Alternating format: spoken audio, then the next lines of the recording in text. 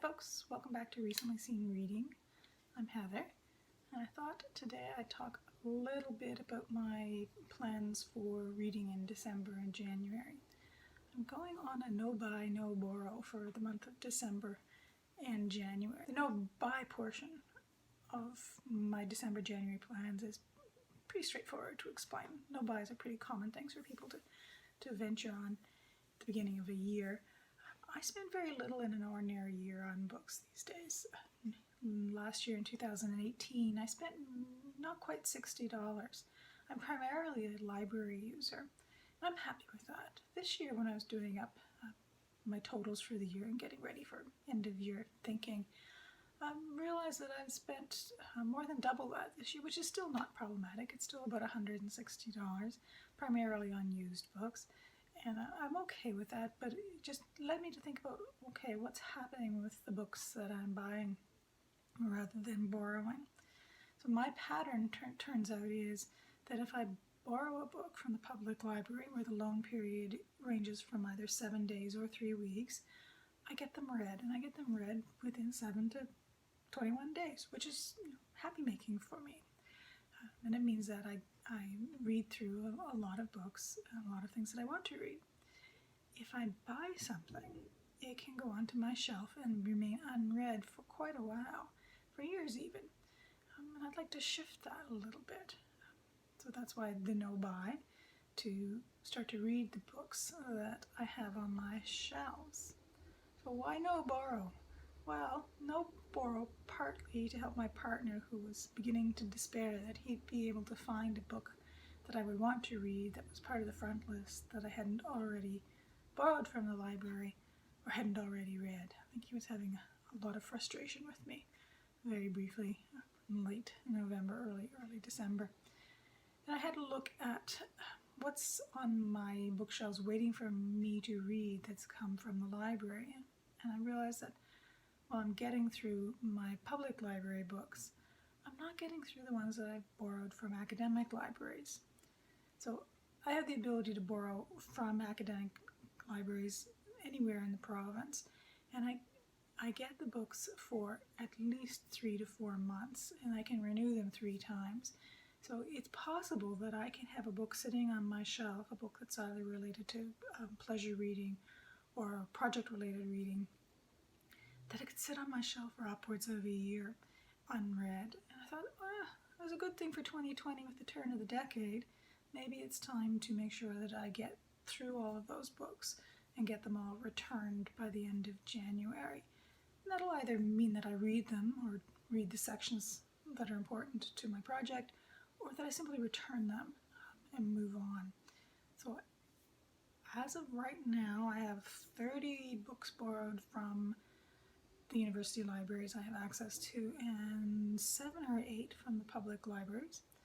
And so gradually those will all get returned, and I will not be borrowing anything supplemental unless it's already on its way to me in December and January. There'll probably be a few exceptions that'll creep through, but that's my goal, is to no buy for December and January and no borrow for the same time period.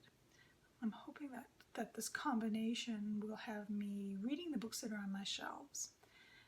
So we moved here almost a decade ago, and when we moved from a place that held 14 bookcases to a place that holds, I think we have 7 bookcases now. So we shrank our collection. We sold huge portions of it and gave away huge portions of it, and reduced it by about half, maybe a little more than half. And the kinds of things that I chose to let go of were things like a lot of my 18th century novels, a lot of my 19th century novels, some technical books, some craft books, most of my children's picture books, and I don't miss all of those things most of the time. There are occasionally things that I kick myself for having let go, but generally the principle I used in making those selections served me well. So I let go of anything that I knew would be easy to borrow from a library. So for example, I currently don't have a copy of most of the Gaskell novels that I enjoy, or say the Eliot novels that I've read. I don't have my copy of Middlemarch anymore, the one that I picked up as an undergraduate. And that's okay, because a copy of Middlemarch is very easy to get from either a library or to purchase, at least for me right now, or to even download a free copy.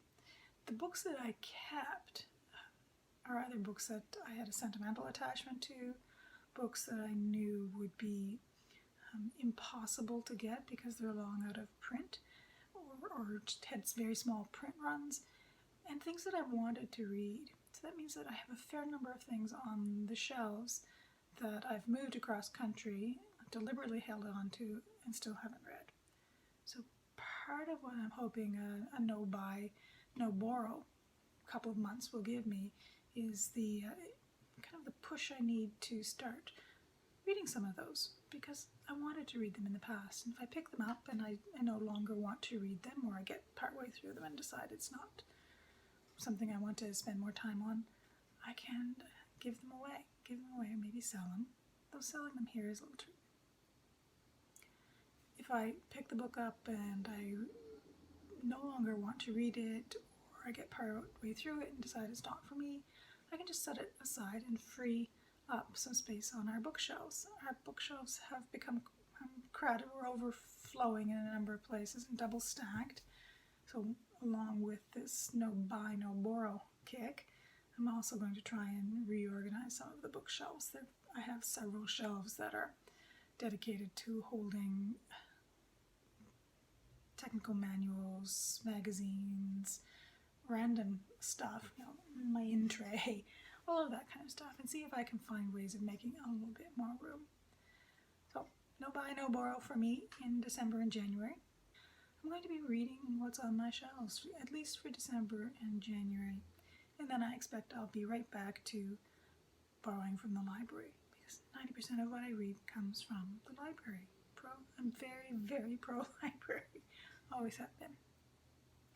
So, if you're finding yourself scrambling because you're borrowing books and not reading them, or scrambling because you're buying books and not reading them, or building either physical or mental book tower of doom, maybe a no buy, no borrow for a couple of months would help you make some progress.